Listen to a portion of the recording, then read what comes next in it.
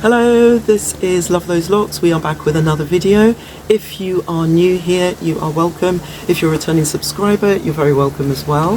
This is my second Sisterlocks journey, and in this subsection of my journey I am sharing that I'm combining my Sisterlocks, and I'm combining them at root level. But as you will have seen from the thumbnail, there was a pivotal moment that made me start this new journey, and I want to share that in this video.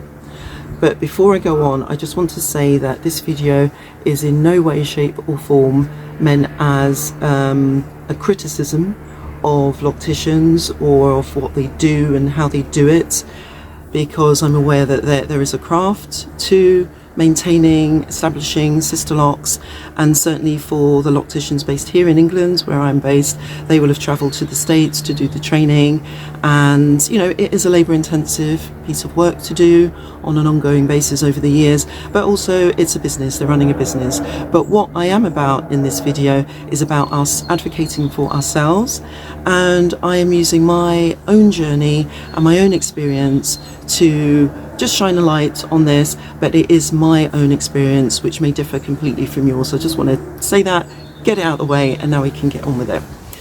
So I'm going to take us back to December of last year. That was my last retightening, and it was an evening appointment. So all of my appointments up until that point had been daytime appointments, either first thing in the morning or early on in the morning. I was either the first or second client of the day, generally speaking, but it was my first evening appointment. And although I tend to have pain after retightening, and that tends to last for up to 24 hours, on this particular occasion, what I found was that I was experiencing more pain. And I could feel after the appointment that a few of the hairline Sisterlocks felt really tight and a few others dotted about. So I know that I wasn't feeling very happy after that appointment, but I went home and I did express that to my husband. But as he walked past, he kind of stopped and he said, "Oh," and he said, "You might want to start thinking about what you're going to do with your hair going forward." He tends to call a spade, and he did say, "I'll take a picture and I'll show you what I mean." And I had, so it was freshly retightened, I had a centre part. So he took a picture, and that's the picture that you've seen in the thumbnail, which we will put up now for you on screen. I struggled to look at that picture because when I saw it, it was a real shock to the system, because you can't see the top of your head, you can't see the back of your head. You can try with mirrors, and you know, but it's not the same as somebody actually standing there and taking the photograph for you, where you can actually see the hairs that feel very tight, and the fact that the scalp is very visible, more visible than it has been up until that point. And also when you add to that the fact that I was experiencing pain, it really hit home for me. So that, as I say, was a real pivotal moment. I was experiencing pain, I felt the discomfort from that last retightening, and then there in front of me was the evidence. And if you are in a similar situation or thinking about it, do have somebody do this for you. Take pictures at different points, maybe the very back. Although the back, this area here, tends to be more thickly covered than other places. Crown's typically somewhere where the hair will thin over time, but get somebody to take those pictures for you, just so that you can compare them over time. Now, it just so happens that a few days ago I was flicking through some stuff and I found an old picture of me back in 2020, so that was 5 years before the other picture you've seen. We'll put that on screen, and you can see how the hair at the top of my head on the crown differs in 2020 compared to how it looked in December 2025. Big difference, big difference. It was quite difficult to look at, very difficult. And I felt, how could this have happened? But I thought at that moment I needed to do something about it. So it's quite emotional seeing that picture.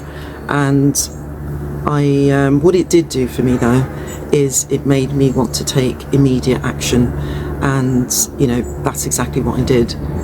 And I started thinking about the grid formation. So if you think about the grid, especially if you have a large number of small locks, you've got the grid, but within each little square of the grid, when you have very small locks like mine, you do have quite a small number of individual strands of hair. Now, with more small locks, you've got more tension points at grid level. So whether you've got a 3-point or a 4-point rotation, you've got all of those rotations happening consistently throughout the year, over a number of years, on a very small area. And in time, that can take its toll, particularly if you're experiencing pain, as I have been. That's information that your scalp is giving you. And that picture helped me to pay attention to that. Now, if you add into that a very frequent retightening schedule, in a previous video I said 4 to 5 weeks, but what I did was I actually went back and analysed all of my retightenings over the past sort of 5 years, and my retightening schedule was every 6 to 7.5 weeks. But if I'm really honest, probably my ideal would have been 12 to 14 weeks, but I know from what my loctician said, these would not have survived such a long period of time. Now, if you look at the information you're getting, pain, you look at you've got evidence in the form of a picture, you are thinking about the retightening schedule as well, if it's towards the shorter end, like mine, where it's a shorter period of time between retightenings, particularly if you don't have fast growing hair, and also if you have low density.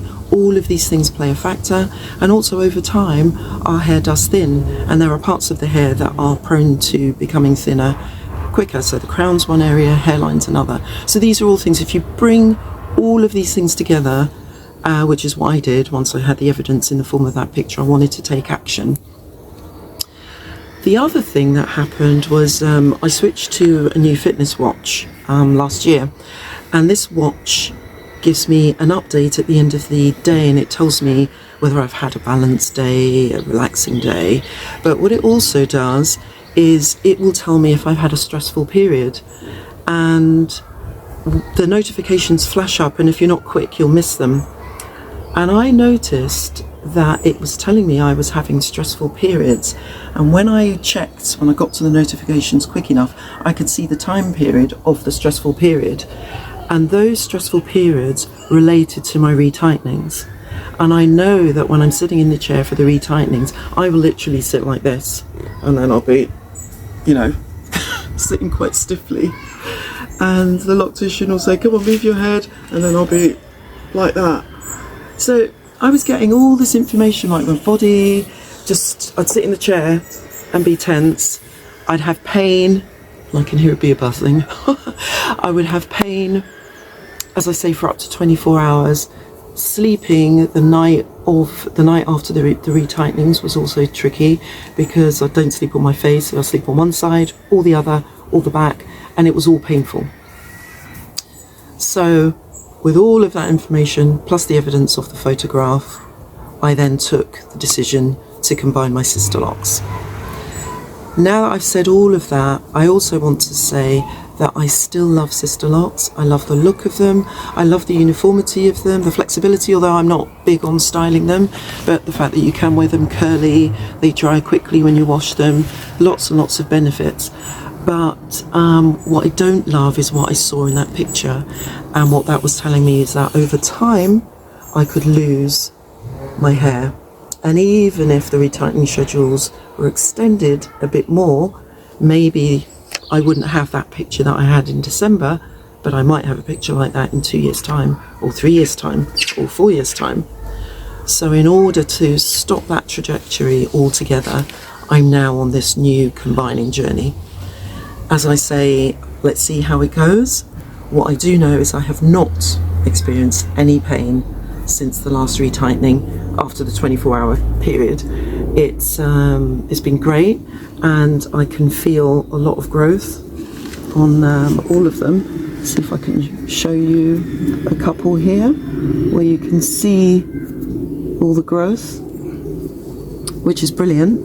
I can actually feel at root level all over, lots of growth, which is absolutely wonderful, and I'm really happy about that. So this is my new journey, as I say, and it may be that you've got some questions, so please do jump in the comments and ask any questions you've got. I will do, probably my next video will be about how I combine, so a bit more detail, and then I can show you exactly how I'm doing it and what it looks like, because I've got different experiments going on at the moment. So please like, share, subscribe, and comment if you feel inclined to do so. Please ask questions if you feel inclined to do so, and I look forward to seeing you in the next video. Till then, see you then. Bye.